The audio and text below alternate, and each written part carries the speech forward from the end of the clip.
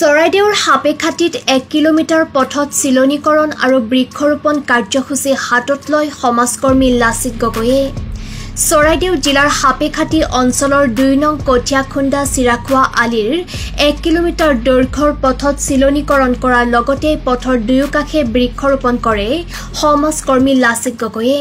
ভাল লাগিছে মোৰ নিজৰ গাঁৱৰ ৰাস্তা এইটো আটাল কঠিয়াখুন্দা বিশেষকৈ ইয়াতে মই এটা উদ্যোগ স্থাপন কৰিছোঁ আমাৰ মডাৰ্ণ হেণ্ডলুম ট্ৰেইনিং চেণ্টাৰ।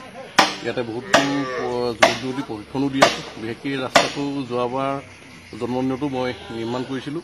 বিশেষকৈ আকৌ এই ৰাস্তাটো বহুতো জৰাজীৰ্ণ অৱস্থা। ইয়াতে স্কুলৰ ল'ৰা ছোৱালী আহিবলৈ অসুবিধা হয়, বাগানলৈও যাবলৈ অসুবিধা হয়, মোৰ উদ্যোগটোলৈ আহিবলৈ বহুতো অসুবিধা হয়, বহুতো দূৰ দূৰণিৰ পৰা মানুহ আহে। সেই ক্ষেত্ৰত মই বিশেষকৈ আজি 1 কিলোমিটাৰ ৰাস্তা নিজৰ সামৰ্থ্য অনুযায়ী মানে আজি শিলনীকৰণ কৰিছোঁ। লগতে কৃষ্ণচূড়া পুলি 100টা ইয়াতে ৰোপণ কৰিবলৈ সক্ষম হৈছোঁ। বিশেষকৈ আজি আমাৰ আটালৰ ৰাইজৰ সকলো ৰাইজৰ সহযোগত ভাল লাগিছে।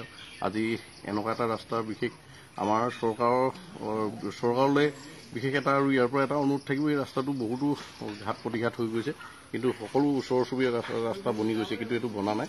এই ৰাস্তাটো যদি কম দিনৰ ভিতৰত হয়, বিশেষকৈ অসম চৰকাৰলৈ মোৰ অনুৰোধ থাকিল যে ৰাস্তাটো অলপ যাতে চকু দি ৰাস্তাটো নিৰ্মাণৰ ক্ষেত্ৰত তেওঁলোকে কিবা এটা পদক্ষেপ ল'ব বুলি আশা থাকিল।